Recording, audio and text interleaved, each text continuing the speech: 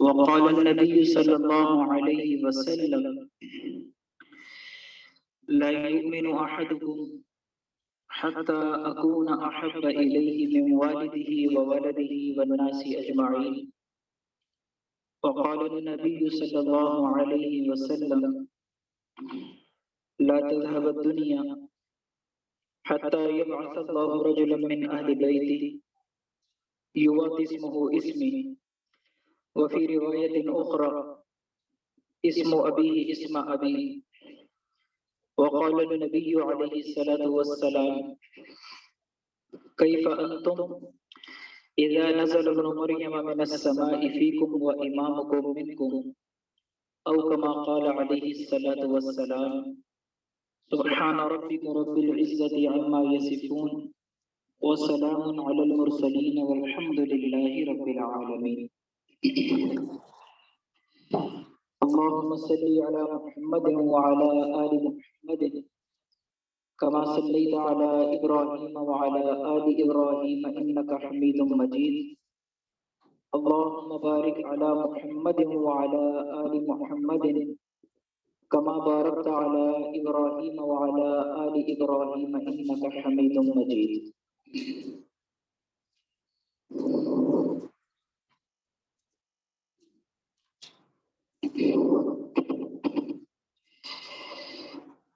اللہ تبارک و تعالیٰ کا بے حد احسان ہے، اللہ کا کرم ہے کہ اللہ تعالیٰ نے ہمیں ایمان کی دولت عطا فرمائی ہے۔ اس دنیا کے اندر، اس کائنات کے اندر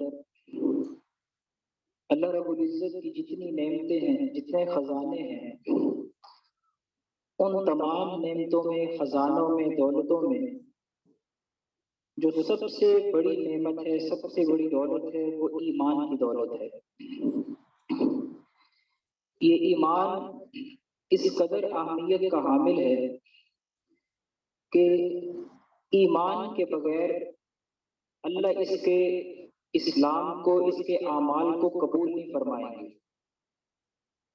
یعنی اعمال کا جو قبولیت کا معیار ہے وہ ایمان کے اوپر ہے کہ جس کا ایمان سلامت ہو اللہ اس کے اعمال کو قبول فرمائیں گے، اور جس بندے کے ایمان کے اندر سلامتی نہ ہوئی، اس میں کمی واقع ہو گئی، وہ اپنی زندگی کے اندر جتنے مرضی اعمال کرتا رہے، عبادات کرتا رہے، اللہ اس کی کسی عبادت کو قبول نہیں فرمائیں گے۔ یہ ایمان اتنی بڑی نعمت ہے کہ جتنی زیادہ اس کی اہمیت ہے اور جتنا زیادہ اس کی حفاظت کرنے کی ضرورت ہے، اتنے ہی زیادہ آج کا مسلمان اپنے ایمان سے غافل ہے کہ مسلمان اللہ تعالیٰ کی طرف سے دی گئی ہر نعمت کو نعمت سمجھتا ہے، اس کو حاصل کرنے کی کوشش بھی کرتا ہے، لیکن جب بات ایمان کی آتی ہے تو مسلمان سمجھتا ہے کہ شاید ایمان کے حقدار تو اہل کفر ہیں۔ کہ مسلمان کے ذہن میں یہ بات ہے کہ میں نے کلمہ پڑھ لیا لا الہ الا اللہ محمد رسول اللہ تو میں ہو گیا ایمان والا، اور اب ایمان کی ضرورت وہ کافروں کو ہے، حالانکہ یہ مسلمان کا سب سے بڑا دھوکہ ہے۔ ہم قرآن مجید کو پڑھتے ہیں تو اللہ تعالیٰ فرماتے ہیں کہ وَأَلْزَمَهُمْ كَلِمَةَ التَّقْوَى وَكَانُوا أَحَقَّ بِهَا وَأَهْلَهَا۔ فرمایا کہ ایمان کے زیادہ حقدار اور زیادہ اہل تو اہل ایمان ہیں، کہ ایمان کو ملنے کے بعد، ایمان کے مل جانے کے بعد پھر مستقل ایمان کے لیے محنت کرنا یہ مسلمان کی ذمہ داری بن جاتی ہے۔ یہاں پر یہ بات ہمارے ذہن کے اندر رہے کہ ایک ایمان ہے اور دوسرے اعمال ہیں۔ عمل کرنے کے بعد انسان یہ کہہ سکتا ہے کہ میں اس عمل سے فارغ ہو چکا ہوں۔ ظہر کی نماز کا وقت آئے، یہ ظہر کی نماز ادا کرے تو کہتے میں نے ظہر کی نماز ادا کر لی ہے، اس نماز سے فراغت پا چکا ہوں۔ رمضان کے روزے آئے، یہ روزے مکمل کرتا ہے، عید گزارتا ہے، کہتا ہے میں نے رمضان کے روزے مکمل کر لیے، میں اس عمل سے فارغ ہو گیا۔ آپ حج کو دیکھ لیں، عمرے کو دیکھ لیں، ذکر، تسبیح، تلاوت، جتنی عبادات ہیں، ساری عبادات کو آپ دیکھیں تو عبادت کے مکمل کرنے کے بعد وہ کہہ سکتا ہے کہ میں اس عبادت کے عمل سے فارغ ہو چکا ہوں، لیکن یاد رکھیے گا کہ ایمان ایسی نعمت ہے، ایمان ایک ایسا وصف ہے، صفت ہے کہ پوری زندگی مسلمان یہ بات نہیں کہہ سکتا کہ میں ایمان کی نعمت کو حاصل کر چکا ہوں، اب میں اس سے فراغت کو حاصل کر بیٹھا ہوں۔ یعنی ایمان کے لیے ساری زندگی اس کو محنت کرنی پڑتی ہے۔ صحابہ کرام کے دور کو دیکھیں تو ایک مرتبہ نبی علیہ الصلوۃ والسلام نے صحابہ سے سوال کیا، آپ نے پوچھا کہ بتاؤ سب سے افضل ایمان کن کا ہے؟ تو صحابہ نے عرض کی کہ اللہ کے نبی سب سے افضل ایمان وہ فرشتوں کا ہے۔ تو حدیث کا مفہوم ہے، نبی علیہ السلام نے فرمایا کہ بھئی ان کا ایمان افضل کیوں نہ ہو، فرشتے تو اللہ کے عرش کو تھامے ہوئے ہیں، وہ تو نظام کائنات کو دیکھتے ہیں، جنت کے نظام کو جانتے ہیں، جہنم کے نظام پر اللہ نے ان کو مسلط کیا ہے۔ کوئی فرشتہ سجدے کی حالت میں ہے، کوئی رکوع کی حالت میں ہے، کوئی قعدہ میں ہے، کوئی جلسہ میں ہے، اور جتنا غیبی نظام اس کائنات کے اندر اللہ کا چل رہا ہے وہ سارے نظام سے بخوبی واقف ہیں اللہ رب العزت کے فرشتے۔ تو فرمایا کہ پھر ان کا ایمان افضل کیوں نہ ہو؟ تو صحابہ نے عرض کی کہ اللہ کے نبی پھر انبیاء کا ایمان سب سے افضل ہے۔ تو نبی علیہ السلام نے فرمایا کہ انبیاء کرام کا ایمان بھی افضل کیوں نہ ہو کہ وہ تو حضرت جبرائیل علیہ السلام سے ملاقات کرتے ہیں، اللہ کی وحی کا وہ سارا سلسلہ ان کے ساتھ ہے، تو ان کا ایمان بھی افضل کیوں نہ ہو؟ تو صحابہ نے عرض کی کہ اللہ کے نبی پھر ہمارا ایمان افضل ہے، ہم آپ کے صحابہ ہیں۔ تو نبی علیہ السلام نے فرمایا کہ تمہارا ایمان بھی کیوں افضل نہ ہو کہ تم نے تو میرے دور کو دیکھا ہے، تم نے رب کے قرآن کو آیات کو نازل ہوتے ہوئے دیکھا ہے، اور مختلف جنگوں میں براہ راست اللہ کی مدد فرشتوں کو اترتے تم نے دیکھا ہے، تو پھر تمہارا ایمان بھی افضل کیوں نہ ہو؟ تو صحابہ نے عرض کی کہ اللہ کے محبوب پھر اللہ اور اس کا رسول بہتر جانتے ہیں کہ کن کا ایمان افضل ہے۔ تو اس پر نبی علیہ السلام نے فرمایا کہ دیکھو یاد رکھنا ان لوگوں کا ایمان سب سے افضل ہوگا کہ جو میرے بعد آئیں گے، انہوں نے مجھے دیکھا نہیں ہوگا، میرا زمانہ پایا نہیں ہوگا، لیکن صرف قرآن حدیث کے اندر میرا تذکرہ پڑھیں گے، ایمان کے تذکرے پڑھیں گے، ایمان کے تذکروں کو کریں گے، اور فرمایا کہ ان کا ایمان اس قدر بلندی پہ ہوگا کہ ایمان بالغیب کے طور پر اگر ان کو اسلام کی خاطر، ایمان کی خاطر اپنی اولادوں کو آگ میں ڈلوانا پڑے تو اپنے ایمان کے تحفظ میں اپنی اولادوں کو قربان کروا دیں گے، لیکن ایمان سے پیچھے نہیں ہٹیں گے۔ تو فرمایا کہ ان کا ایمان سب سے بہترین ایمان ہے۔ تو آج کے دور میں ایمان لانا حالانکہ فتنوں کا دور ہے، ابھی جس موضوع کے اوپر بات ہوگی وہ بھی فتنے سے متعلق ہے۔ آج کے دور میں اپنے ایمان کا تحفظ کرنا یہ سب سے ضروری کام ہے، اور یہ بات ہمارے ذہن کے اندر رہنی چاہیے کہ ایمان کے اندر جو ایمان کی اصل ہے وہ ایمان بالغیب کہلاتا ہے۔ ایمان بالغیب کے اندر مضبوطی کیسے آئے؟ ہم زبان سے تو کہتے ہیں کہ ہم اللہ کی ذات پر ایمان لے کر آئے، لیکن یہ بات یاد رکھیے گا کہ ایمان کی مضبوطی کے لیے وہ اپنی نظر کو کائنات کے نظام سے ہٹانا پڑتا ہے۔ بظاہر جو آنکھ دیکھتی ہے اس کے اوپر یقین نہ رکھے، بلکہ اپنی آنکھ کے یقین کو ہٹا کر براہ راست اللہ رب العزت کی ذات کی طرف اپنی نظر کو لگا لے۔ نبی علیہ الصلوۃ والسلام کے دور کو اگر پڑھا جائے تو کتابوں کے اندر ایک واقعہ لکھا ہے، یعنی نبی علیہ السلام صحابہ کی نظر اس کائنات کے نظام سے ہٹایا کرتے تھے، کیونکہ جب تک نظام کائنات کے اوپر نظر لگی رہتی ہے تب تک اللہ رب العزت کی طرف نظر وہ انسان کی جاتی نہیں ہے، اور ایمان کی حلاوت، ایمان کی قوت اس کو نصیب نہیں ہوتی۔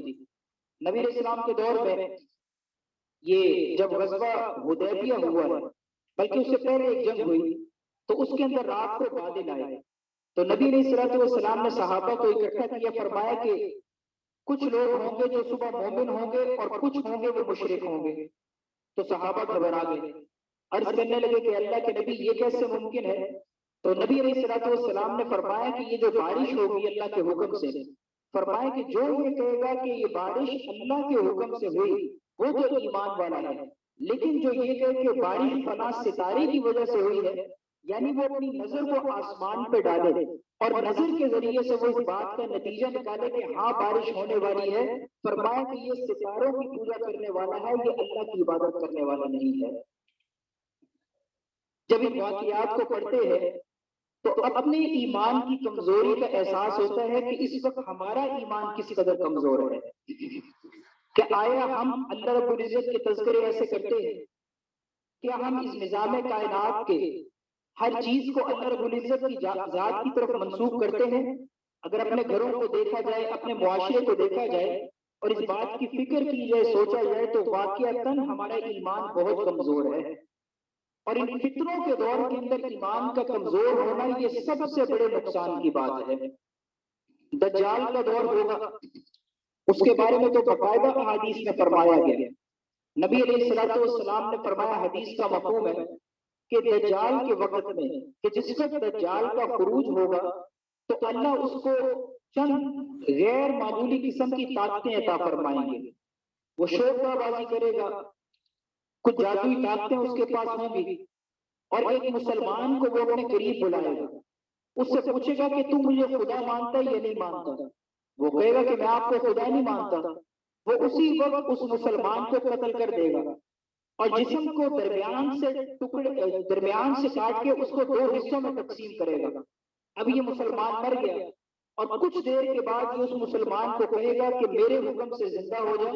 روایات کے اندر لکھا ہے، فرمایا کہ اس مسلمان کے جسم کے ٹکڑے آپس میں جڑیں گے، ان کے اندر جان پڑے گی، اور یہ مسلمان ہنستا مسکراتا دجال کے قدموں میں آ کے گرے گا اور کہے گا کہ آج کے بعد میں آپ کو اپنا خدا مان چکا ہوں۔ یعنی ایسا آزمائش کا دور ہوگا، اور اس آزمائش کے دور کے اندر ایمان کا تحفظ کرنا یہ سب سے مشکل کام ہوگا۔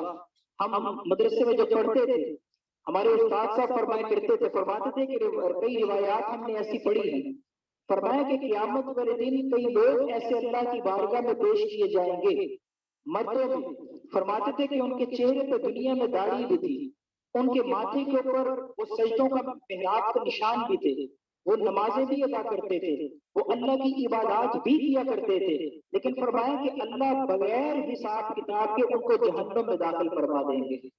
وجہ کیا ہوگی کہ دنیا کے اندر بات چیت کے دوران وہ فتنوں کے دور میں رہتے ہوں گے اور اپنے ایمان کے تحفظ کی فکر نہیں کرتے ہوں گے، اور دنیا کے اندر گفتگو کرتے زبان سے کوئی ایسا جملہ ادا کیا ہوگا جو ایمان کے منافی ہوگا، ایمان کے خلاف ہوگا، اور فرمایا کہ ان کی اس بات کی طرف توجہ ہی نہیں جائے گی کہ ہم ایمان سے نکل چکے ہیں، فرمایا اسی حالت کے اندر زندگی گزارتے رہیں گے اور سیدھا اور کفر کی حالت میں مریں گے، سیدھا جہنم میں داخل ہو جائیں گے۔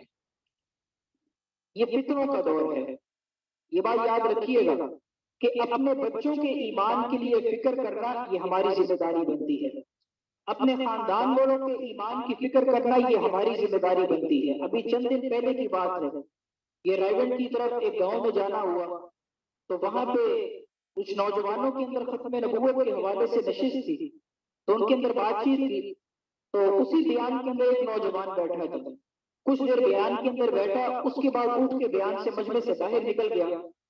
تو بیان ختم ہونے کے بعد ابھی چند دن گزرے تو اس کے بعد ادھر کے ایک دوست نے بتایا، وہ کہتے ہیں کہ آپ کے بیان میں سے وہ ایک نوجوان اٹھ کے باہر چلا گیا تھا، تو میں نے کہا بالکل گیا تھا، تو کہتے ہیں کہ وہ باہر جا کے یہ کہہ رہا تھا کہ مولوی صاحب نے جتنی بھی باتیں کی ہیں یہ ساری کی ساری خرافات کو بیان کر رہے ہیں۔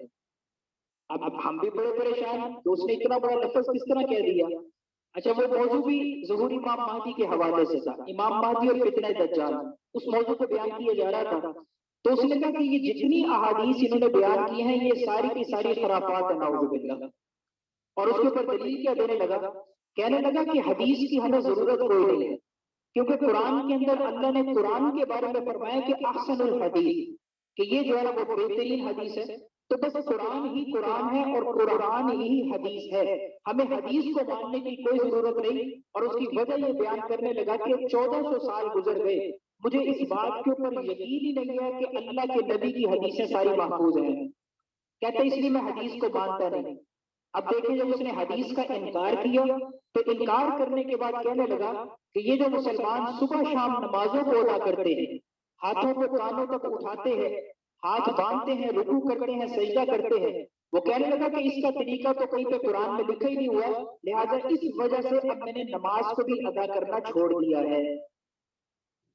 اب وہ بندہ فتنے میں مبتلا ہوا، اور فتنے میں یاد رکھیے گا کہ فتنے میں مبتلا ہونے والا بندہ پھر وہ آرام سے بیٹھتا نہیں ہے، وہ صرف اپنے ایمان کا بیڑا غرق نہیں کرواتا، بلکہ وہ پھر اپنے علاقے کے اندر وہ مسلمانوں کے ایمان کے بھی خطرے کا ذریعہ بن جایا کرتا ہے۔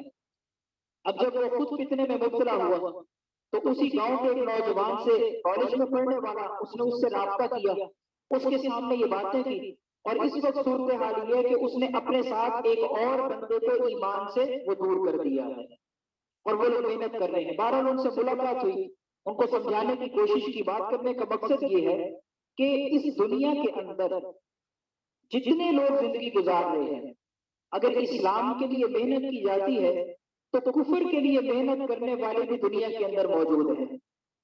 وہ لوگ کفر کے لیے محنت کرتے ہیں، مسلمانوں کے ایمان کو لوٹنے کی کوشش کرتے ہیں، اور یہ بات بھی ہمارے ذہن میں رہنی چاہیے کہ کافر کا مسلمان سے جو مقابلہ ہے وہ صرف اعمال کے اوپر نہیں ہے، کہ مسلمانوں کی نماز سے کسی کافر کو کوئی تکلیف نہیں ہوتی۔ مسلمان ذکر کرتا ہے، قرآن کی تلاوت کرتا ہے، کسی کافر کو کوئی مسئلہ نہیں۔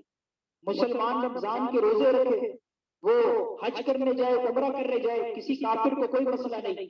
کافر کی جو مسلمان سے جنگ ہے وہ ایمان کی وجہ سے ہے، کہ ہمارا تو کلمہ ہی شروع ہوتا ہے وہ فتنوں کے رد سے، کہ جب مسلمان کہتے ہیں لا الہ الا اللہ، تو دیکھیں الا اللہ، یہ توحید کا اقرار بعد میں کرتا ہے، لیکن فتنوں کا رد وہ لا الہ کے ذریعے کرتا ہے۔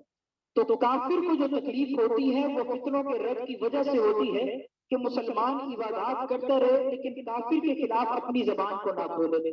کافر کو تکلیف اس وجہ سے ہے، اور اگر مسلمان اپنی زبان کو نہ کھولے تو پھر اس کی حالت ایسی ہوتی ہے جیسے رائے گڑھ کے اس علاقے کے اندر اس دو مسلمانوں کی حالت ہو گئی، کہ جب مسلمان فتنوں کے رد پر محنت کرنا ذمہ داری نہ سمجھے اور ایمان کا تحفظ کرنا، سلامتی کرنا وہ اپنے لیے ذمہ داری نہ سمجھے، تو پھر فتنہ اپنی محنت کرتا ہے، مسلمان کے ایمان پہ ڈاکہ ڈال دیتا ہے۔ تو اس بات کو یاد رکھے، پہلے بھی کئی مرتبہ یہ تکرار میں گزارش کی ہے کہ اپنے ایمان کے تحفظ کے لیے فکر کی جائے، اللہ رب العزت کی توحید، اللہ کے تذکرے کرنا اور اللہ کی ذات کو سوچنا، یہ بھی ایک اصولی بات ہے کہ تذکرہ زبان سے بھی ہو، لیکن زبان سے تذکرہ کرنے سے زیادہ فائدہ وہ سوچنے سے ہوتا ہے۔ جتنا زیادہ اللہ کی ذات کو سوچا جائے، اللہ اتنی زیادہ اپنی محبت دل میں پیدا فرما دیتے ہیں، اور جس کے دل میں اللہ کی محبت کو پیدا فرما دے پھر وہ بندہ اللہ کے نام پر اپنا سب کچھ قربان کروا دے گا، وہ اللہ کی محبت کو دل سے ختم نہیں ہونے دے گا۔ یہ بات یاد رکھیے گا کہ پھر ایمان کی سلامتی اللہ اس کی فرماتے ہیں، جو اللہ رب العزت کی محبت کو حاصل کرنے والا ہے۔ تو ہمارا گفتگو کرنا، بات چیت کرنا، یہ سارا ایمان کی سلامتی کے لیے ہے کہ اللہ ہمارے بھی ایمان کی حفاظت فرمائے، اللہ پوری امت کے ایمان کی حفاظت فرمائے۔ تو اپنے ایمان کے ساتھ پوری امت کے ایمان کا تحفظ کرنا یہ ہماری ذمہ داری بنتی ہے۔ ہمارا آج کا موضوع امام مہدی کے حوالے سے ہے۔ پہلے بھی یہ موضوع بیان کیا گیا تھا کہ جتنے فتنے اس وقت دنیا کے اندر ہیں، ان تمام تر فتنوں کے اندر آج کا بڑا فتنہ یہ قادیانیت کا فتنہ ہے۔ اور قادیانی جب بھی کسی مسلمان کو اپنے کفری یا مذہب کی دعوت دیتا ہے تو وہ مسلمان کو براہ راست یہ بات نہیں کہتا کہ تم اسلام کو چھوڑ دو، نبی علیہ الصلوۃ والسلام کی ختم نبوت کا انکار کر دو، یا حدیثوں کو پڑھنا چھوڑ دو، یا قرآن کی تلاوت کو چھوڑ دو۔ قادیانی یہ بات نہیں کرے گا، بلکہ قادیانی جب بھی کسی مسلمان کو اپنے کفری یا مذہب کی دعوت دے گا تو وہ سب سے پہلے اپنی بات کی ابتدا یہاں سے کرے گا کہ بتاؤ امام مہدی کب دنیا کے اندر آئیں گے۔ یہ مسلمان سے پہلا سوال یہ کرتا ہے کہ امام مہدی کس وقت دنیا میں آئیں گے۔ 1450 سال پہلے جناب نبی کریم صلی اللہ علیہ وسلم نے امام مہدی کا تذکرہ فرمایا تھا کہ وہ دنیا کے اندر آئیں گے، تو 1400 سال گزر گئے، ابھی تک امام مہدی نہیں آئے، اور ان کے دور کی علامت یہ بیان کی گئی، یہ قادیانی کہہ رہا ہے کہ امام مہدی کے دور کی علامت یہ تھی کہ ان کے دور کے اندر فتنہ ہوگا، فساد ہوگا، قتل و غارت ہوگی، ظلم و ستم ہوگا، امن جو ہے وہ ختم ہو جائے گا، ظلم زیادہ ہوگا، بڑھ جائے گا۔ تو آج کے دور میں دیکھا جائے تو یہ سارے جو برائیاں وہ ہمارے معاشرے کے اندر موجود ہیں، تو ان ساری برائیوں کے ہونے کے باوجود، کئی سو سال گزرنے کے باوجود ابھی تک امام مہدی دنیا کے اندر کیوں نہیں آئے؟ یہ مسلمان کو ایک سوچ اور فکر دیتا ہے قادیانی، تاکہ مسلمان اس کے اوپر سوچے کہ واقعتاً ہم جس دور میں زندگی گزار رہے ہیں، حکومت کے اعتبار سے دیکھیں، عوام کے اعتبار سے دیکھیں، اداروں کے اعتبار سے دیکھیں، آپ پورے معاشرے پہ نظر ڈالیں تو ہر طرف آپ کو ظلم و ستم نظر آئے گا۔ اس پہ وہ مسلمان سوچتا ہے کہ واقعتاً حالات تو کئی سال سے ایسے بنے ہوئے ہیں، پھر امام مہدی ابھی تک دنیا کے اندر کیوں نہیں تشریف لائے؟ اب جس وقت وہ امام مہدی کی سوچ میں مسلمان کو ڈالتا ہے، پھر وہ اگلا پتا پھینکتا ہے، وہ کہتا ہے کہ جناب آپ کو پتہ نہیں، آپ غفلت کی نیند سو رہے ہیں کہ امام مہدی اس وقت دنیا میں آ چکے ہیں، اور مرزا غلام احمد قادیانی ہی امام مہدی ہے۔ اچھا، یہ بات جب کسی کے سامنے بیان کرے نا تو اکثر لوگوں کو اس بات پہ تشویش ہوتی ہے، حیرانگی بھی ہوتی ہے کہ جب قادیانی کسی مسلمان کو یہ کہے کہ امام مہدی آ گئے اور مرزا قادیانی امام مہدی ہے، وہ اس امت کا امام ہے، تو اس پر لوگ پریشان ہوتے ہیں کہ اس نے مسلمان نے مرزا قادیانی کو امام اپنا کیسے مان لیا، کہ اس کو مرزا قادیانی کا تذکرہ، اس کے سامنے اس کا تذکرہ نہیں تھا کہ مرزا قادیانی نے نبوت کا دعویٰ کیا ہے، رسالت کا دعویٰ کیا ہے، اللہ کی ذات میں گستاخی ہے، نبی علیہ السلام کے بارے میں توہینات کرنے والا، اسلام کے خلاف زبان کو کھولنے والا، تو مسلمان نے کیسے اس کو امام مہدی قبول کر لیا؟ تو یاد رکھیے گا کہ قادیانی براہ راست یہ بات نہیں کرتے، بلکہ وہ کہتے ہیں کہ اگر تمہیں یقین نہیں ہے کہ مرزا قادیانی امام مہدی ہے یا نہیں تو تم استخارہ کر کے دیکھ لو۔ استخارہ اللہ کی ذات سے مشورہ کرنا ہے، اور استخارہ کرنا ہمارے نبی کی سنت ہے۔ تو قادیانی کہتے ہیں کہ تم اس سنت عمل کو پورا کرو، استخارے کے لیے 2 رکعت نماز پڑھو، استخارے کی دعا مانگو، اور اس کے بعد سو جاؤ۔ اللہ تمہیں خواب کے اندر اشارہ فرما دیں گے کہ مرزا غلام احمد قادیانی امام مہدی تھا یا نہیں تھا۔ تو یوں استخارے کے جال میں مسلمانوں کو پھنسایا جاتا ہے۔ آپ اپنے ملک پاکستان کے جتنے کالج ہیں، یونیورسٹیاں ہیں، وہاں پہ کئی ایسے کیس موجود ہیں کہ جہاں کے مسلمان لڑکے یا لڑکیاں انہوں نے استخارہ کیا اور رات خواب کے اندر شیطان آیا، نورانی جال کے ذریعے اس نے جال ڈالا، تو آ کے اس نے ان کو کہا کہ ہاں مرزا قادیانی امام مہدی، باقاعدہ قادیانی نے ہمیں بتایا۔ وہ کہتے ہیں میں نے استخارہ کیا تو پھر میں قادیانی ہوا، میں نے دین اسلام کو چھوڑ دیا، نعوذ باللہ۔ ہم نے پوچھا کس طرح؟ تو کہتے ہیں استخارہ کیا تھا، خواب کے اندر ایک نورانی چہرے والا بندہ آیا، اس نے آ کے مجھے بتایا کہ تم نے استخارہ بالکل ٹھیک کیا ہے، اور مرزا غلام احمد قادیانی ہی اس دور کا امام مہدی ہے، نعوذ باللہ۔ تو کہتے ہیں میری آنکھ کھلی تو میں نے تو اللہ سے دعا کی تھی، میں نے کسی کو بتایا نہیں تھا کہ میں آج رات استخارہ کروں گا، میں نے تو صرف اللہ سے دعا کی تھی، تو اللہ نے میری طرف یہ میری رہنمائی فرمائی کہ مجھے خواب میں دکھایا کہ مرزا قادیانی ہی امام مہدی ہے، نعوذ باللہ۔ حالانکہ یاد رکھیں کہ جس وقت اس نے استخارے کی نیت کی تھی کہ میں دیکھوں کہ مرزا قادیانی کون، وہ نبی ہے نہیں ہے، امام مہدی ہے نہیں ہے، تو وہ اسی وقت کافر ہو چکا تھا، اور جب کافر ہو گیا تو خواب کے اندر پھر شیطان آنا تھا، پھر کسی ایمان والے نے تو نہیں آنا تھا، کہ فرشتے نے تو نہیں آنا تھا، تو اس طرح اس نے دین اسلام کو چھوڑ دیا۔ تو قادیانی استخارے کا جال ڈالتے ہیں، لیکن ہمارے ذہن کے اندر یہ بات رہنی چاہیے کہ بالفرض راہ چلتے کسی بھی جگہ کسی قادیانی سے ملاقات ہو جائے تو کہیں ایسا نہ ہو کہ وہ سوالات کرے اور ہمارا ایمان ڈگمگا جائے، ہمارا ایمان خطرے میں پڑ جائے، تو اسی ایمان کی سلامتی اور ایمان کے تحفظ کے لیے یہ آج کا موضوع بیان کیا جا رہا ہے۔ سوال پیدا ہوتا ہے کہ امام مہدی ہے کون، وہ کب دنیا کے اندر آئیں گے، اور ہم کب تک ان کا انتظار کریں؟ تو امام مہدی کون ہے، کب آئیں گے، اور کس جگہ پر آئیں گے؟ یہ ایسے سوالات ہیں کہ میں یہ سمجھتا ہوں کہ اس وقت پوری امت کو ان باتوں سے آگاہ کرنا یہ بہت ضروری ہو چکا ہے۔ ایک امام مہدی کا موضوع، اور دوسرا سیدنا عیسیٰ علیہ السلام کا آسمان سے تشریف لے کر آنا اور علامات قیامت، یہ ایسے موضوعات ہیں کہ میں کہتا ہوں کہ ان کو ہر مساجد کے اندر یہ جمعوں کے اندر ان موضوعات کو بیان کیا جائے تاکہ عوام کو پتہ چلے کہ اس وقت ہم کس دور کے اندر زندگی گزار رہے ہیں. ورنہ ایسا نہ ہو کہ امام مہدی وہ انہوں نے حج کے موقع پر آنا ہے، امام مہدی کا ظہور ہو جائے اور اس کے بعد مسلمان بیٹھ کر سوچ رہے ہو کہ بتاؤ اب ہماری کیا ذمہ داری بنتی ہے. تو وہ سوچنے کا وقت نہیں ہوگا، کیونکہ امام مہدی کے دور کے بالکل متصل وہ دجال کا خروج ہونا ہے اور 40 دن کے اندر دجال نے پوری دنیا کے اندر چکر لگانا ہے.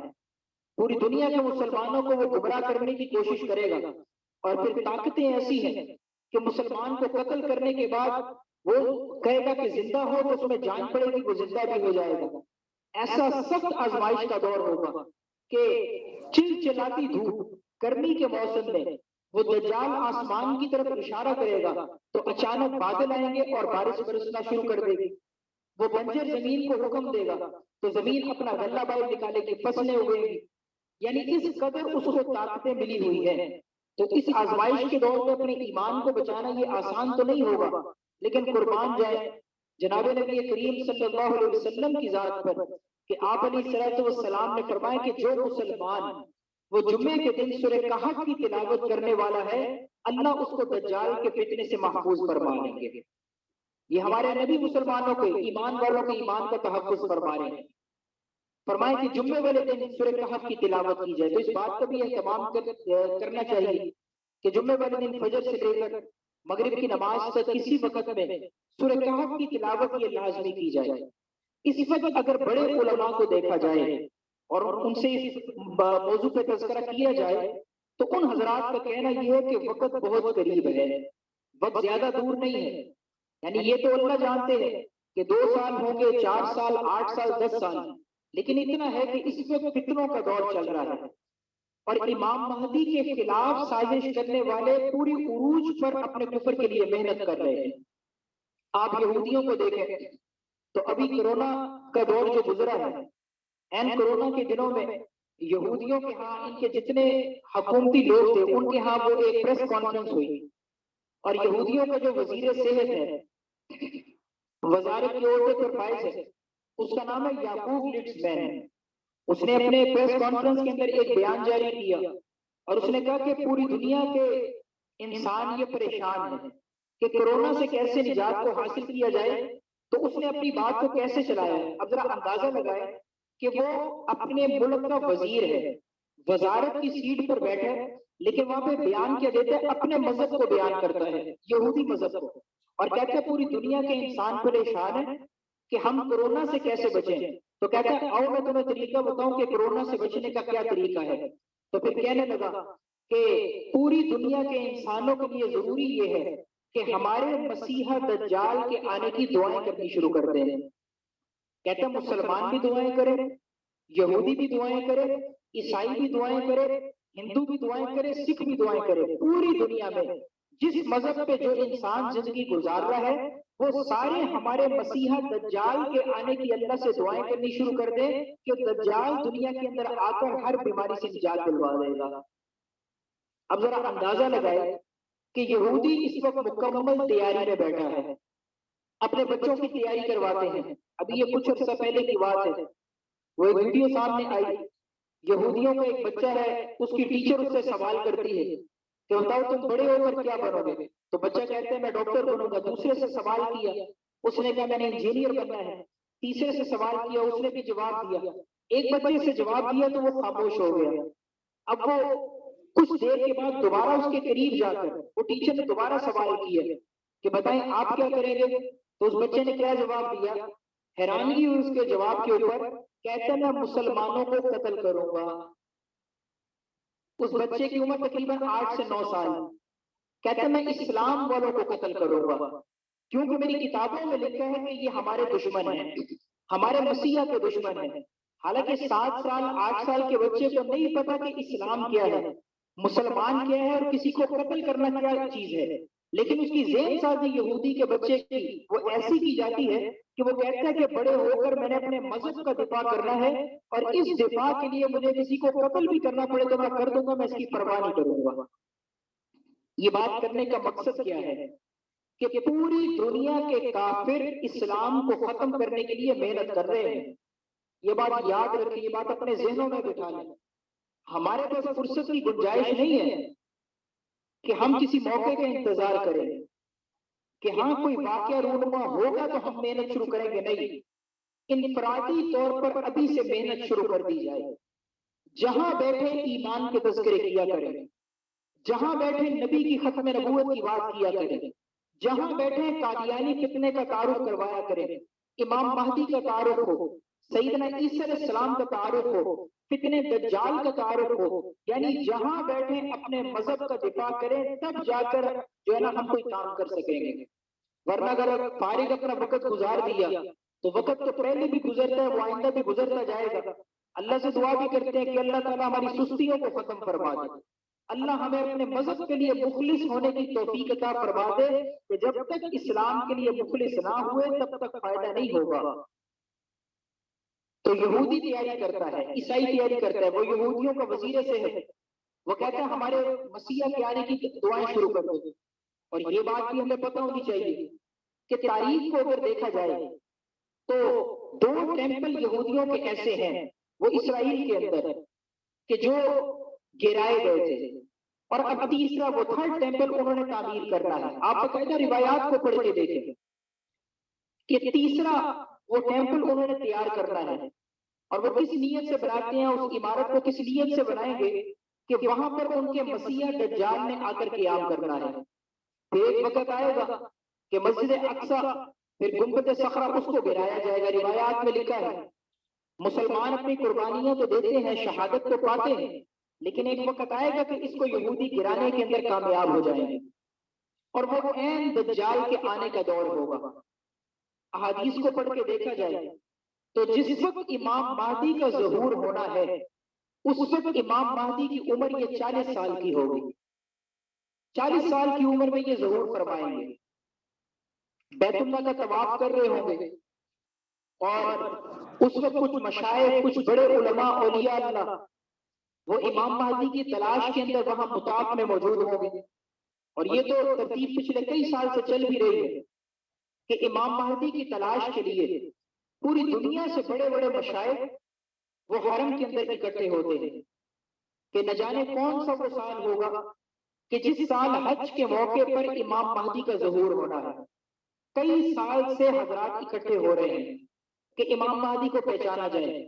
یہاں پہ ایک سوال پیدا ہوتا ہے کہ مطاف میں اگر جائیں، اللہ ہمیں بار بار حرمین شریفین کا سفر نصیب فرما دے، مکہ مدینہ کی اللہ ہمیں مقبول حاضریاں نصیب فرمائے، جس وقت مطاف کے اندر اترتے ہیں تو ہم تو اپنی آنکھوں سے دیکھتے ہیں کہ ہزاروں کا مجمع ہے، پھر شب جمعہ میں دیکھا جائے، جمعے والے دن دیکھا جائے تو وہ جمعہ ہزاروں سے لاکھوں کے اندر بڑھ جاتا ہے، پورے حرم کے اندر لاکھوں لوگ موجود ہوتے ہیں۔ تو اتنے بڑے مجمع کے اندر امام مہدی کی پہچان کیسے ہوگی؟ یہ کیسے پتہ چلے گا کہ یہ جو بندہ طواف کر رہے ہیں یہی امام مہدی ہے؟ تو اس کا جواب علماء نے دیا ہے، فرمایا کہ اتقوا بفراست المؤمن فإنه ينظر بنور الایمان۔ میرے آقا علیہ الصلوۃ والسلام نے فرمایا کہ مومن کی فراست سے ڈرو کہ وہ اللہ کے ایمان، اللہ کے نور، اللہ اس کو ایمان کا ایسا نور عطا فرماتے ہیں کہ اللہ تعالیٰ اس کو اس کے ذریعے سے پہچان نصیب فرمائیں گے۔ فرمایا کہ اس کی مومنانہ فراست اتنی تیز ہوتی ہے کہ اللہ اس کو وہ چیز جو بظاہر کسی کو نظر نہیں آتی اللہ اس کو دکھلا دیا کرتے ہیں۔ جیسے حضرت عمر رضی اللہ تعالیٰ عنہ کے بارے میں آتا ہے کہ مومنانہ فراست بہت عجیب اللہ نے ان کو نعمت عطا فرمائی تھی۔ کتابوں کے اندر ایک واقعہ لکھا ہے کہ نبی علیہ الصلوۃ والسلام کے دنیا سے پردہ فرمانے کے بعد جب عمر فاروق رضی اللہ عنہ کا دور خلافت چل رہا تھا تو حضرت علی رضی اللہ تعالیٰ عنہ نے ایک خواب دیکھا۔ وہ خواب کے اندر کیا دیکھتے ہیں؟ کہتے ہیں کہ میں نے دیکھا کہ میں مسجد نبی میں ہوں، فجر کی نماز کا وقت ہے، تو کہتے ہیں کہ نبی علیہ الصلوۃ والسلام جب میں نے حجرے شریف کی طرف نظر ڈالی تو عمر جان کے حجرے سے نبی علیہ السلام تشریف لائے اور بہت خوبصورت انداز کے ساتھ چلتے ہوئے مصلی پر تشریف لے کر آئے۔ کہتے ہیں صحابہ نے صفیں باندھی، اقامت کہی گئی، نماز شروع ہوئی تو نبی علیہ السلام نے چند مخصوص صورتوں کی تلاوت فرمائی۔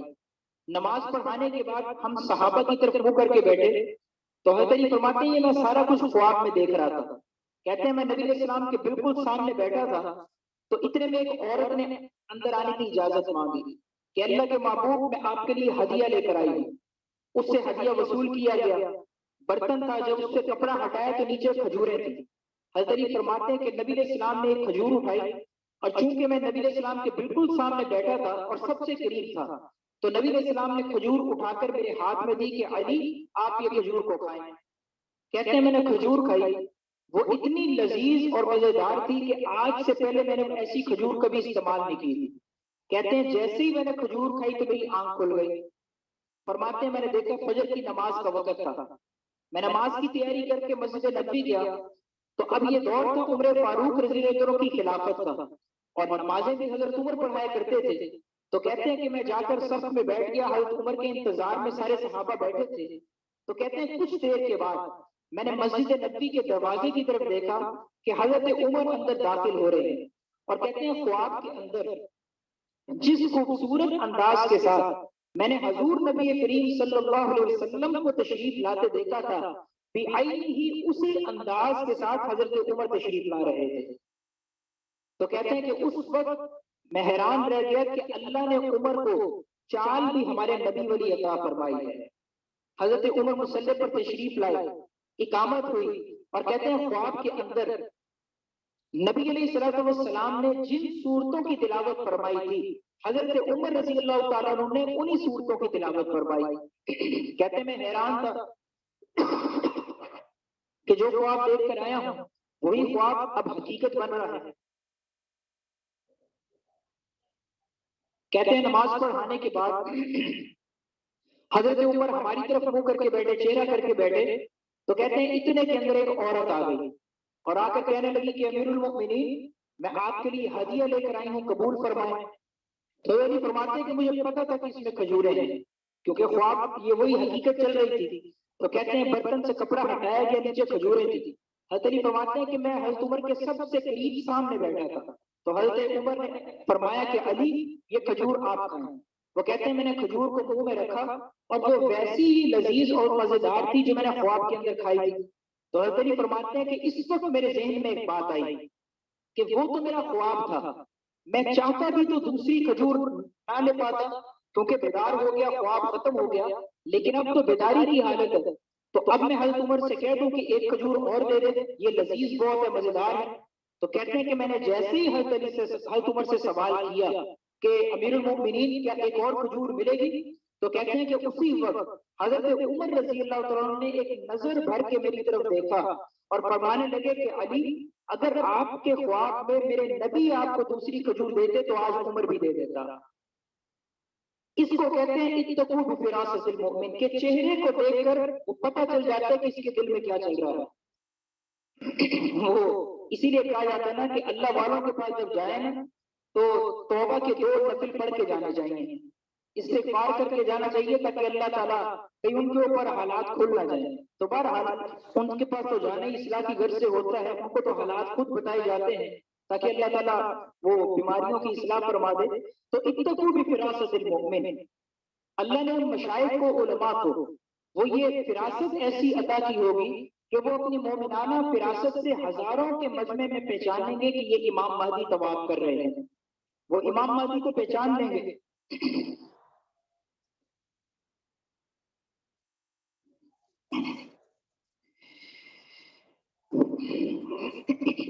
امام مہدی کو پہچانیں گے لیکن ان کو بھی شرح صدر نہیں ہوگا. امام مہدی بیت اللہ کا پہلا چکر لگائیں گے. اب یہ علماء سارے مشائخ یہ کچھ اکٹھے ہوں گے، کچھ علیحدہ ہوں گے، لیکن ان کو دیکھ رہے ہوں گے تو آپس میں مشورہ بھی کر رہے ہوں گے کہ امام مہدی ہیں یا نہیں. اب تب تک وہ اپنا دوسرا چکر لگائیں گے، تیسرا چکر لگائیں گے اور تقریباً 7ویں چکر پر ان سب کو شرح صدر ہو جائے گا کہ یہی بندہ امام مہدی ہے. اب امام مہدی کا ظہور ہو چکا ہوگا، یہاں سے ایک نیا دور شروع ہونا ہے. اب یہ مشائخ ان کے پاس جائیں گے اور ان سے جا کر کہیں گے کہ آپ امام مہدی ہیں. تو امام مہدی آگے سے فرمائیں گے کہ بھائی میں تو ایک انصاری ہوں، اور یہ بات کہہ کے وہ وہاں سے چلے جائیں گے. یہ علماء پھر تحقیق کریں گے تو ان کو پتہ چلے گا کہ یہی بندہ امام مہدی تھا. تو یہ ان کے امام مہدی چونکہ مکہ مکرمہ سے مدینہ کا سفر کر لیں گے کہ کہیں یہ مجھے خلافت کے اوپر بٹھا نہ دیں، خلافت کی سیٹ پہ نہ بٹھائیں، تو یہ علماء مکہ سے مدینہ ان کے پیچھے جائیں گے. امام مہدی کو پتہ چلے گا وہ مدینہ منورہ سے مکہ مکرمہ آ جائیں گے. تو غالباً کتابوں میں لکھے ہیں روایات کے مطابق کہ مکہ سے مدینہ اور مدینہ سے مکہ یہ 3 چکر لگائے جائیں گے. پھر بالآخر یہ مشائخ امام مہدی کو بیت اللہ کا طواف کرتے ہوئے دوبارہ پکڑیں گے اور کہیں گے کہ ہمیں شرع صدر ہے کہ آپ ہی امام مہدی ہیں، اور آپ نے اگر ہمیں بیعت نہ کیا تو یہ بات یاد رکھیں کہ اس وقت جتنے کافر مسلمانوں کا قتل عام کر رہے ہیں، اگر مسلمان ایسے ہی قتل ہوتے رہے، آپ نے ہمیں بیعت نہ کیا، مدد نہ کی، تو ان تمام مسلمانوں کا خون قیامت والے دن وہ آپ کے سر پہ ہوگا. اس وقت امام مہدی ان علماء کو بیعت فرما لیں گے. نبی علیہ الصلوۃ والسلام نے اس جگہ کو بھی بیان فرما دیا کہ جس جگہ پر امام مہدی نے ان کو بیعت کرنا ہے، فرمائیں کہ حجر اسود اور مقام ابراہیم کے درمیان میں بیعت ہونی ہے. جہاں پر ہم بیت اللہ کا طواف کرتے ہیں تو حجر اسود جہاں پہ استلام کیا جاتا ہے، مقام ابراہیم جس کے پیچھے نفل ادا کیے جاتے ہیں، ان 2 مقامات کے درمیان میں فرمائے کہ امام مہدی ان کو بیعت فرما لیں گے. اب ہمیں یہاں سے کیا سبق ملتا ہے؟ ایک تو یہ کہ ہمارا نظریہ بن گیا، دوسرا یہ کہ ہمیں اس کے بارے میں علم حاصل ہوا کہ پہلی بیعت کس جگہ پہ ہونی ہے. میں تقابل یہاں پہ کسی کا نہیں کرتا کہ مرزا قادیانی میں نشانیاں پائی گئی نہیں پائی گئی، تقابل نہیں. مرزا قادیانی مختصر سن لیں کہ مرزا قادیانی میں امام مہدی والی ایک بھی علامت نہیں پائی جاتی. وہ تو پرلے درجے کا وہ جھوٹا بندہ تھا، کذاب تھا، دجال تھا. محمد علی سوڈانی ہے، سوڈان والا، وہ بھی جھوٹا تھا، مہدی ہونے کا دعویٰ کرتا تھا. ایران کا ہے بہاؤلہ ایرانی، وہ بھی جھوٹا مہدویت کا دعویٰ کرنے والا. تو امام مہدی تقابل ہو ہی نہیں سکتا کسی سے. امام مہدی نے پہلی بیعت کرنی ہے حجر اسود اور مقام ابراہیم کے درمیان میں. ہمیں یہاں سے یہ بات ملی، سبق ملا کہ جس وقت اللہ ہمیں، ویسے تو ہم دعائیں کرتے رہے کہ اللہ ہمیں اس پہاڑوں والے وقت تک جانے کی توفیق عطا فرمائے، لیکن اگر اللہ ہمیں حرمین شریفین کا سفر نصیب فرما دے تو اس بات کو نوٹ کریں، یاد رکھیں کہ جس وقت ہم طواف کریں مقام ابراہیم اور حجر اسود کے درمیان سے جب گزریں تو کثرت کے ساتھ اللہ سے یہ دعا کریں کہ اللہ تعالیٰ ہمیں اس بیت میں شامل فرما لے. وہاں پہ چونکہ مرد حضرات ہوں گے، بیت تو پہلی بڑے مشائخ حضرات کی ہونی ہے، اس کے بعد عمومی بیت بھی ہے کہ آسمان سے آواز آئے گی ھذا خلیفۃ اللہ المہدی. فرمایا کہ یہ عمومی بیت کے اندر پھر سارے مسلمان امام مہدی سے بیت ہو جائیں گے. تو یہ دعائیں کرنی چاہیے کہ اللہ تعالیٰ ہمیں ان سے بیت کرنے کی توفیق عطا فرمائے اور اللہ تعالیٰ ہمیں اسلام کے تحفظ کے لیے قبول فرما لے. پھر فرمایا کہ وہاں پہ بیعت کرنے کے بعد وہ امام مہدی وہاں سے چلے جائیں گے، پھر رات عشاء کی نماز کے وقت میں دوبارہ آئیں گے اور فرمایا کہ اس وقت میں امام مہدی جب دوبارہ تشریف لائیں گے تو اس وقت کے اندر امام مہدی کے پاس 3 علامات ہوں گی. نمبر 1، ان کے جسم کے اوپر نبی علیہ الصلوۃ والسلام کا لباس ہوگا، اللہ ان کو نبی کا لباس عطا فرمائیں گے. ان کے دائیں ہاتھ کے اندر تلوار ہوگی اور بائیں ہاتھ کے اندر جھنڈا ہوگا. ان 3 علامات کے ساتھ امام مہدی ظہور فرمائیں گے.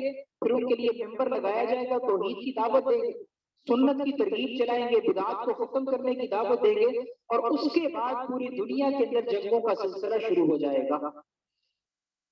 علامات مہدی میں اگر دیکھا جائے تو ایک بڑی علامت یہ بھی ہے کہ عراق کے اندر جو دریائے فرات ہے اس کا پانی خشک ہو جائے گا. اس کا پانی خشک ہوگا، اس میں سے سونے کا خزانہ نکلے گا، اور فرمایا کہ مسلمانوں کی جماعتیں اس سونے کو حاصل کرنے کے لیے جائیں گی اور آپس کے اندر لالچ میں اس قدر لڑیں گے، اس قدر قتل و غارت کریں گے کہ ہر 100 میں سے 99 قتل ہو جائیں گے، ایک زندہ باقی بچے گا. امام مہدی کی علامات میں سے ہی ایک اور بڑی علامت یہ ہے کہ جس سال امام مہدی کا ظہور ہے اس کے قریب حج کے موقع پر منا کی وادی کے اندر مسلمانوں کی لڑائی ہوگی. مسلمانوں کا کوئی رہبر نہیں ہوگا، رہنما نہیں ہوگا، تو مسلمان آپس کے اندر لڑ پڑیں گے.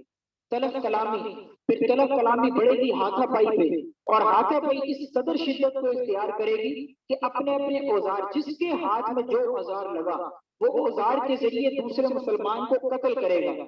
और नबी अलैहिस्सलाम ने फरमाया कि इतना कत्ल वारत होगा कि मुसलमानों का खून ये मिना की वादी से बहता हुआ वो बड़े शैतान तक पहुंच जाएगा, जहां पर शैतान को पत्थर मारे जाते हैं। तो अगर अंदाजा लगाएं कि एहराम की हालत भी है, लब्बैक अल्लाहुम्मा लब्बैक की सदाएं भी है, मिना की वादी भी है, हज का मौका है, लेकिन उस हालत में मुसलमान एक दूसरे को कत्ल करेंगे। फरमाया कि वो ऐन जो है वो फितने का दौर होगा। उसी साल में भी अल्लाह इमाम महदी का ज़हूर फरमा देंगे। तो ज़हूर के बाद पूरी दुनिया के अंदर जंगों का सिलसिला है। आप रिवायात को पढ़ के देखें, इब्ने माजा के अंदर तफसील से रिवायत मौजूद है, मुस्लिम शरीफ के अंदर रिवायत है कि इमाम महदी अपने लश्कर के साथ वो रूमियों के एक लश्कर के ऊपर हमला करेंगे। लेकिन एक वक्त ऐसा आएगा कि मुसलमानों का और ईसाइयों का आपस में सुलह का मुआहिदा हो जाएगा।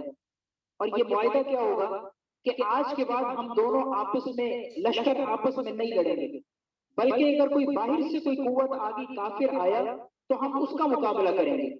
तो इसी तरह ये मिलके आपस में लड़ाइयां करेंगे, आपस में मुआहिदा होगा। तो एक जंग में अल्लाह ताला मुसलमानों को और रोमियों को फतह नसीब फरमाएंगे। ये खुले मैदान के अंदर बैठे होंगे कि अचानक एक रोमी खड़ा होगा और सलीब के निशान को बुलंद कर देगा और कहेगा कि आज सलीब की वजह से फतह हुई। उसके मुकाबले में मुसलमान खड़ा होगा, वो नारे तकबीर को बुलंद करेगा कि सलीब की वजह से नहीं बल्कि अल्लाह के फजल की वजह से हमें फतह नसीब हुई है। अब ये मुसलमान और ईसाई आपस में लड़ पड़ेंगे और इनकी लड़ाई इस कदर बढ़ेगी कि पूरे पूरे लश्कर आपस के अंदर वो जंग जदल के अंदर मुब्तला हो जाएंगे। तो वो फितनों का दौर होगा, वो लड़ाइयों का दौर होगा। फिर इमाम महदी जिस वक्त ज़हूर फरमाएंगे उनके तकरीबन 5 साल या 6 साल, अगर रिवायात को पढ़ा जाए तो अंदाजा जो लगाया जा सकता है, हतमी बात देखें अल्लाह बेहतर जानते हैं, लेकिन जो अंदाजा लगाया जा सकता है कि इमाम महदी के ज़हूर के बाद तकरीबन 5, 5.5, 6 साल में अल्लाह ताला दज्जाल को वो मशरिक के इलाकों से, जिन जजीरों के अंदर दज्जाल इस वक्त कैद है, वहां से अल्लाह उसको रिहाई दे देंगे। दज्जाल का खुरूज होगा, मुसलमान एक जंग में फतह याब होकर एक मैदान में बैठे होंगे और नबी अलैहिस्सलाम ने यहाँ तक फरमाया कि मुसलमानों ने अपनी तलवारें वो जैतून की शाखों के साथ लटकाई होगी कि वहां पर उन मुसलमानों के पास वो बेहतरीन लश्कर होगा दुनिया का। इमाम महदी भी होंगे और उनके साथ लड़ने वाले ये मुसलमान मुजाहिदीन होंगे। तो फरमाया कि उस जगह पे शैतान आएगा और आकर कहेगा कि तुम बड़े आराम से यहाँ पर बैठे हो, हालांकि दज्जाल पीछे तुम्हारे घरों तक पहुंच चुका है, तुम्हारी औरतों तुम्हारे बच्चों तक पहुंच चुका है। हालांकि अभी तक दज्जाल का खुरूज होगा नहीं, लेकिन जिस वक्त इमाम महदी इनको लेकर इस इलाके से निकलेंगे वापिस अपने इलाके की तरफ, तो तब तक वहां पहुंचने तक दज्जाल का खुरूज हो चुका होगा।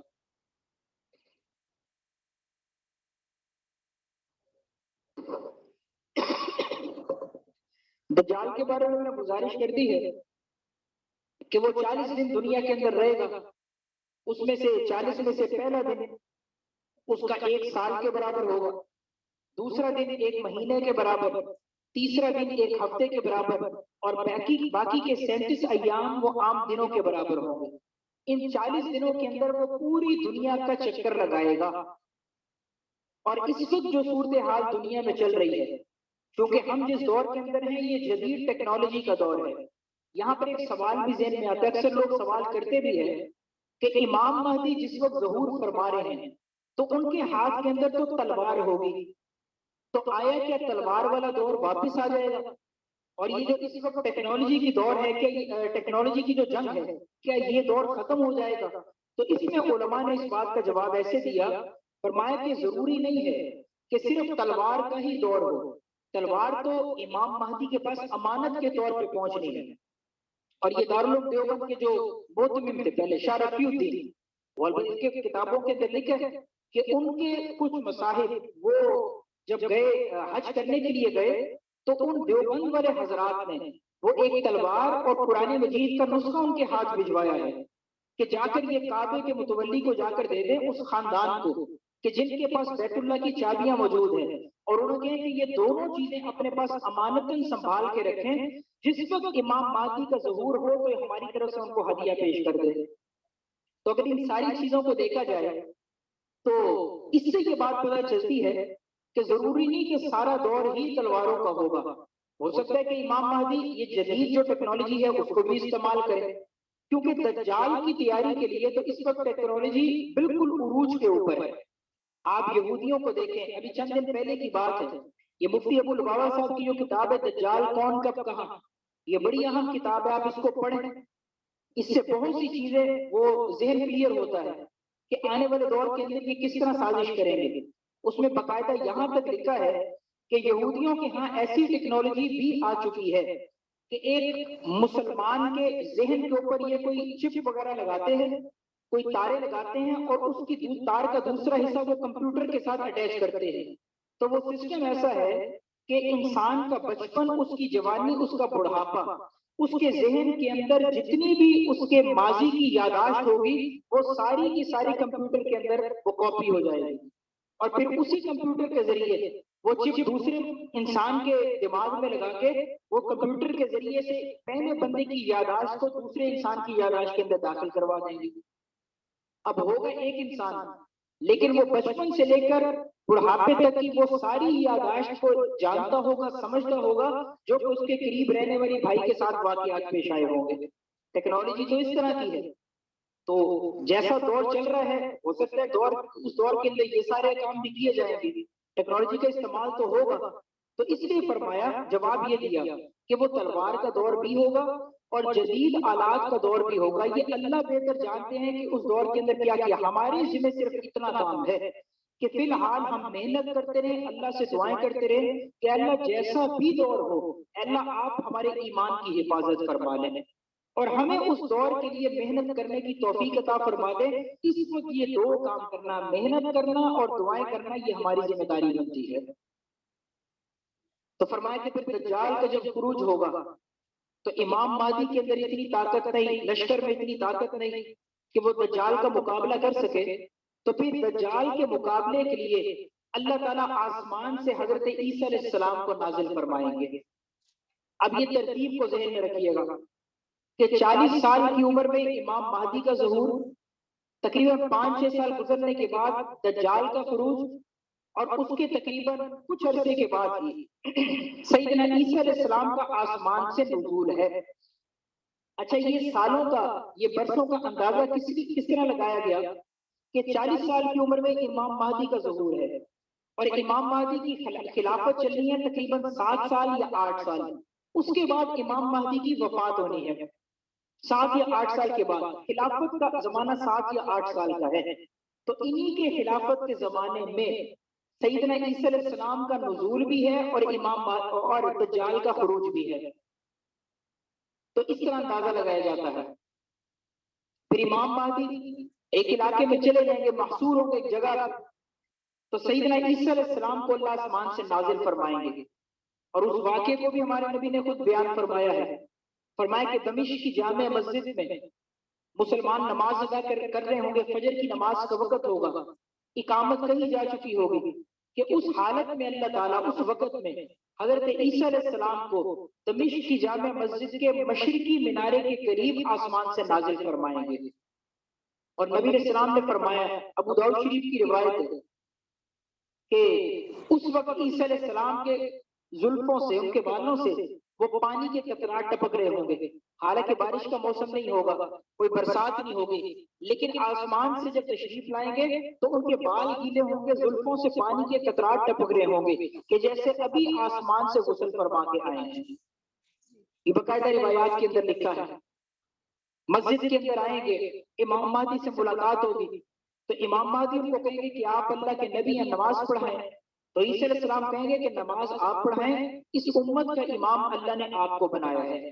پھر امام مہدی نماز پڑھائیں گے اور عیسیٰ علیہ السلام ان کے پیچھے نماز کو ادا کریں گے، اور اس کے بعد جتنی نمازیں ہوگی اس کی امامت سیدنا عیسیٰ علیہ السلام فرمائیں گے۔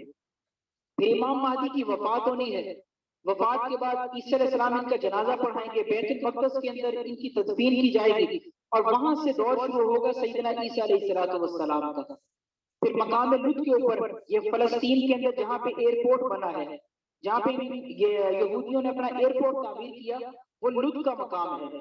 تو اس مقام پر اللہ حضرت عیسیٰ علیہ السلام وہ دجال کو قتل کر دیں گے، مقام لد کے اوپر قتل کریں گے.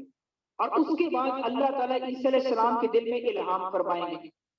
وہ الہام کیا ہوگا کہ میں ایک ایسی قوم کو بھیجنے لگا ہوں کہ جس کو ختم کرنا کسی کے بس کی بات نہیں ہے. تو عیسیٰ علیہ السلام پوچھیں گے کہ اللہ وہ کون سی قوم ہے؟ تو اس کے بعد اللہ تعالیٰ یاجوج ماجوج کے فتنے کو دنیا میں کھول دے گا. اس وقت جس جگہ پر وہ موجود ہیں، نامعلوم علاقے میں، جس دیوار کے پیچھے ہے، جس رکاوٹ کے پیچھے ہے، وہ اس سے باہر نکلیں گے، ہزاروں، لاکھوں، کروڑوں، اربوں کی تعداد کے اندر ہوں گے. تو یاجوج ماجوج کا فتنہ یہ عیسیٰ علیہ السلام کے نزول کے بعد کا فتنہ ہے. سب سے پہلے امام مہدی، اس کے بعد دجال کا خروج، پھر عیسیٰ علیہ السلام کا نزول، اور اس کے بعد یاجوج ماجوج کے فتنے کا باہر نکلنا.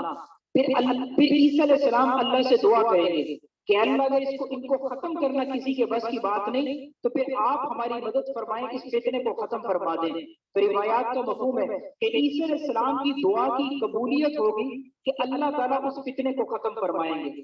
ان کی گردنوں کے اندر دانا نکلے گا، وہ بڑھے گا اور اس سے بیماریاں پھیلیں گی، اور پورا یاجوج ماجوج کا لشکر وہ بیماری کے اندر مبتلا ہو جائے گا. وہیں پہ ان کی موت واقع ہوگی. اور فرمایا کہ وہ اتنی کثیر تعداد میں ہوں گے، پوری روئے زمین کے اوپر زمین کا کوئی جگہ ایسی نہیں ہوگی جہاں پہ یاجوج ماجوج کی لاشیں نہ بکھری ہوں. ایک پرندہ ایک علاقے سے اڑنا شروع کرے گا اور وہ اڑتا اڑتا جب تھک جائے گا تو اس کی خواہش ہوگی کہ میں نیچے زمین پر اتر جاؤں، لیکن ہر طرف لاشیں ہی لاشیں ہوں گی، اس کو اترنے کی جگہ نہیں ملے گی. بالآخر وہ تھکا ہارا پرندہ وہ ان لاشوں کے اوپر جا کے گرے گا. اس قدر ان کی تعداد ہے. تو یہ سارے حقائق ہیں جو ہمیں بتا دیے کہ قرآن و حدیث میں ان کا تذکرہ ملتا ہے تاکہ مسلمان اس سے عبرت کو حاصل کرے، اپنے آنے والے وقت کے لیے مسلمان تیاری کر رہے. اب بڑے بڑے پرندے اس علاقے میں پھر آئیں گے. روایات کا مفہوم ہے وہ پرندے آئیں گے، ان لاشوں کو اٹھا کر پنجوں میں وہ کسی علاقہ غیر نامعلوم علاقے کی طرف لے کر جائیں گے. پھر اللہ بارش کو برسائے گا، وہ فتنے کا جتنا گند پوری زمین کے اوپر ہوگا اس کو دھویا جائے گا. پھر اللہ ٹھنڈی ہواؤں کو چلائیں گے اور پھر دنیا کے سارے انسانوں کو اللہ یاجوج ماجوج کے فتنے سے محفوظ فرمائیں گے. عیسیٰ علیہ السلام کے دور میں جتنے یہودی ہوں گے، وَإِن مِّنْ أَهْلِ الْكِتَابِ إِلَّا لَيُؤْمِنَنَّ بِهِ قَبْلَ مَوْتِهِ، وہ یہودی ہوں یا عیسائی ہوں، عیسیٰ علیہ السلام کی وفات سے پہلے ان پر ایمان لے آئیں گے. اور عیسیٰ علیہ السلام پر ایمان لانے کا مطلب کیا ہے کہ وہ نبی علیہ السلام کے اوپر ایمان لے کر کے آئیں گے. اسلام قبول کرنے والے ہوں گے. جو اسلام قبول کریں گے وہ امن میں، اور جنہوں نے انکار کیا ان کے خلاف عیسیٰ علیہ السلام جہاد کریں گے اور ان کو دنیا سے ان کا صفایا کیا جائے گا، ان کو قتل کر دیا جائے گا. اس کے بعد سیدنا عیسیٰ علیہ السلام کی بھی وفات ہو جائے گی. نبی علیہ السلام نے فرمایا کہ سیدنا عیسیٰ علیہ السلام کو میری قبر کے قریب دفن کیا جائے گا، فَيُدْفَنُ مَعِيَ فِي قَبْرِي، کہ میری قبر کے ساتھ ان کو دفن کیا جائے گا. آج بھی وہاں پر 3 قبریں موجود ہیں. اللہ ہمیں بارگاہ رسالت میں مقبول حاضری نصیب فرمائے. جناب نبی کریم صلی اللہ علیہ وسلم کا روزہ اقدس ہے. حضرت ابو بکر صدیق رضی اللہ تعالیٰ عنہ ان کی قبر مبارک ہے. حضرت عمر فاروق، حضرت عمر بن خطاب رضی اللہ تعالیٰ عنہ ان کا روزہ مبارک ہے.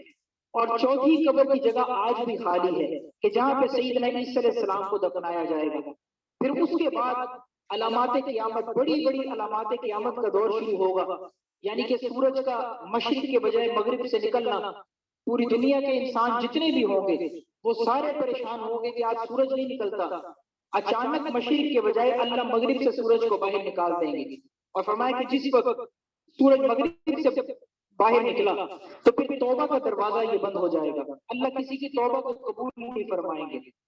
پھر دابۃ الارض، زمین سے جانور کا نکلنا ہے. وَإِذَا وَقَعَ الْقَوْلُ عَلَيْهِمْ أَخْرَجْنَا لَهُمْ دَابَّةً مِّنَ الْأَرْضِ تُكَلِّمُهُمْ أَنَّ النَّاسَ كَانُوا بِآيَاتِنَا لَا يُوقِنُونَ. فرمایا کہ ہم زمین سے جانور کو نکالیں گے، وہ جانور لوگوں سے باتیں کرے گا. کن لوگوں سے؟ کہ جو اللہ کی آیات پر یقین نہیں رکھتے تھے، تو جانور کا زمین کو پھاڑ کے باہر نکلنا اور انسانوں سے بات چیت کرنا یہ قیامت کی بڑی علامات میں سے ہوگا۔ اور پھر اس کے بعد فرمایا کہ